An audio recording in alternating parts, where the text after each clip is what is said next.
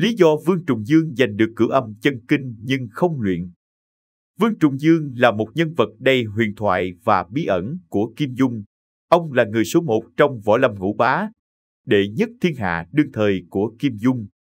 Trong anh hùng xạ điêu và thần điêu hiệp lữ của cố nhà văn Kim Dung, Vương Trùng Dương tuy là một đạo sĩ xa lánh hồng trần, sống ẩn dật với cỏ cây, nhưng thấy cảnh người dân điêu đứng lầm than vì quân Kim xâm lược.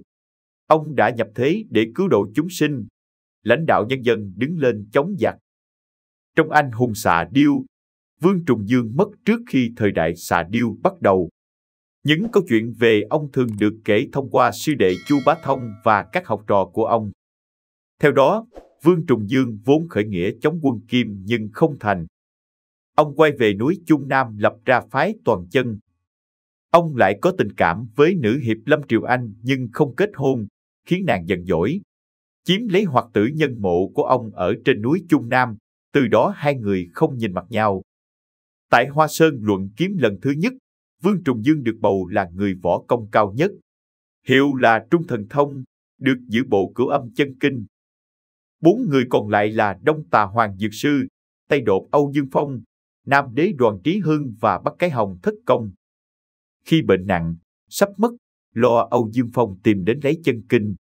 Ông đã giả chết để chờ Âu Dương Phong đến và chỉ bằng một chiêu tiên thiên công, ông đã đánh bại Tây Độc Âu Dương Phong, phế bỏ môn võ Hàm Mô Công của hắn mà phải 20 năm sau, Âu Dương Phong mới khôi phục được. Võ công của Vương Trùng Dương không thua kém gì Cửu Âm Chân Kinh. Võ công của Vương Trùng Dương là vô địch khi còn sống, nhưng Kim Dung lại không nói đến xuất xứ võ công của ông. Chỉ nói Vương Trùng Dương từng là một lãnh tụ chống nhà Kim. Sau đó thất chí nên xuất gia làm đạo sĩ, tu tập các phép dưỡng sinh của đạo gia. Từ đó ta có thể tạm suy luận rằng võ công của ông được sáng tạo bằng cách tổng kết các phép cận chiến từ chiến trận và phép khí công của đạo gia. Tiên Thiên Công là môn nội công thượng thặng của Vương Trùng Dương, có tác dụng đả thông kỳ kinh bát mạch, tu luyện đến mức tận cùng cũng không thua kém gì Cửu Âm Chân Kinh. Vì theo lời Vương Trùng Dương, có luyện thêm nữa cũng chỉ là thiên hạ đệ nhất mà thôi. Và thực chất ông dành Cửu Âm Chân Kinh chỉ để cho thiên hạ thái bình. Theo lời Chu Bá Thông, Tiên Thiên Công cùng với Nhất Dương Chỉ của đại lý Đoàn Nam Đế là một trong hai môn nội công mang tính khắc Hàm Mô Công, chuyên dùng để đối phó với Tây Độc.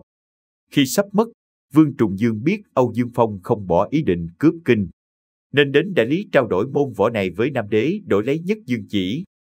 Vì ông sợ khi ông mất thì không ai áp chế được Âu Dương Phong nữa, nên mới truyền thụ môn võ này cho Nam Đế để Âu Dương Phong phải kiêng dè, vì hiện tại Nam Đế học được cả hai môn võ có thể khắc chế được y.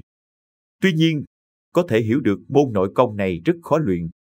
Muốn tu luyện thì điều kiện rất khắc nghiệt, vì trong truyện ngay cả Chu Bá Thông, Toàn Chân thất tử và các đệ tử của họ cũng không có ai được truyền thụ. Theo sự suy vi của phái Toàn Chân và sự diệt vong của đại lý, môn võ công này cũng thất truyền. Vương Trùng Dương không chỉ là nhân vật trong tiểu thuyết mà ông còn là một nhân vật có thật trong lịch sử. Theo sử liệu Trung Quốc, Vương Trùng Dương 1113 đến 1170 là một đạo sĩ sống vào đời nhà Tống. Ông là người sáng lập ra Toàn Chân giáo, là Bắc Tông của đạo giáo Trung Quốc. Vương Trùng Dương tên thực là Vương Trung Phu, tên tự là Duẩn Khanh, sinh ra tại Hàm Dương trong một gia đình giàu có.